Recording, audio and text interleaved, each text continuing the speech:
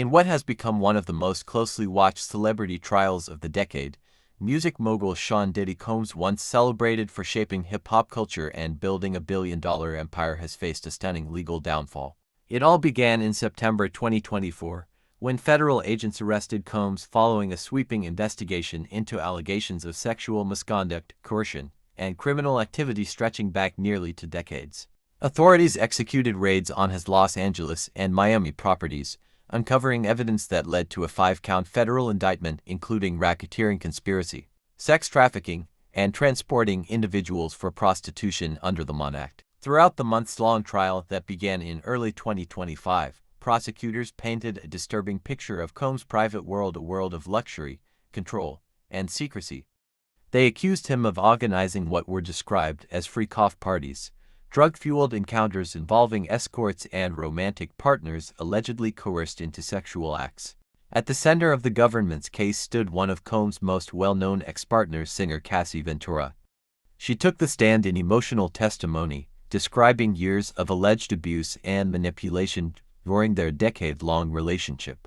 Her words, backed by messages, travel records, and surveillance footage, became one of the most defining moments of the trial. Defense attorneys fought hard to discredit her claims, arguing that Cassie's story was exaggerated and financially motivated.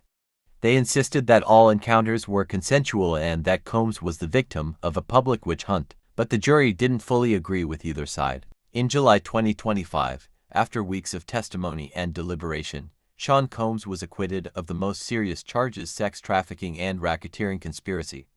Yet, the jury convicted him on 2 counts of transporting individuals across state lines for prostitution. Those convictions, under the Mon Act, carried serious federal penalties.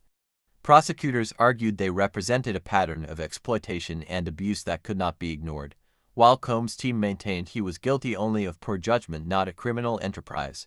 Yesterday, on October 3, 2025, in a packed New York courtroom, the final chapter was written.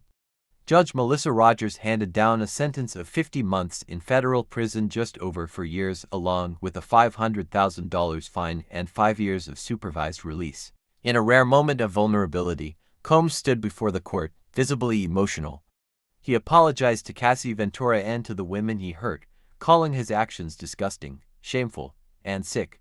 He said he was ready to accept responsibility and begin what he called a painful path toward redemption. His defense team had pleaded for mercy, citing the year he had already spent behind bars, while prosecutors pressed for a much longer sentence, arguing his influence made his crimes even more damaging.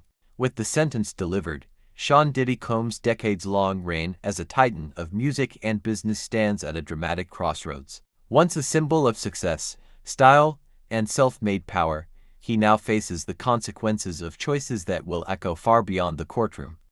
Cassie Ventura, meanwhile, has said she is focused on healing and hopes her testimony will empower others to speak up.